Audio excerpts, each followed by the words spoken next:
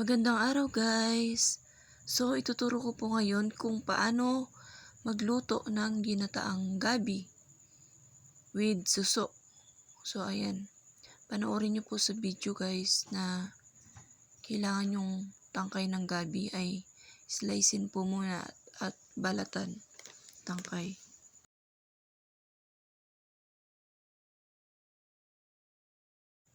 At syempre guys, ito na po ang ating suso. So ang suso po natin ay kinat natin yung dulo niya or pinlice kasi kailangan po ikat yan kasi hindi siya lalabas, hindi mo makakain pag walang butas sa kabilang dulo.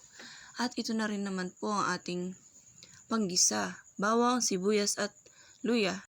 At syempre po kailangan natin ng panggata. So ito po meron tayo ditong instant gata ang Coco Mama. Ayan na nga guys, inilagay na po ang bawang, sibuyas at luya. Isinunod po ang suso.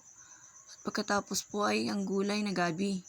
So ayan po, nasa kalan na siya. And hintayin lang po natin siyang kumulo at lumambot ang gulay. So ayan, kumukulo-kulo na siya guys. So hintayin lang po natin mga 30 minutes na maluto yung ating gulay. So timplado na po yan. Meron na rin siyang patis, paminta at yung ating gata. Ayan po. Hintayin lang natin siya maluto. At ayan na nga guys, luto na ating ginataan laing with suso. Ayan po. Ready to serve na po guys. So let's eat. Ayan po. Ganun lang po ka-easy magluto ng ginataang gabi or laing with suso. Ayan po.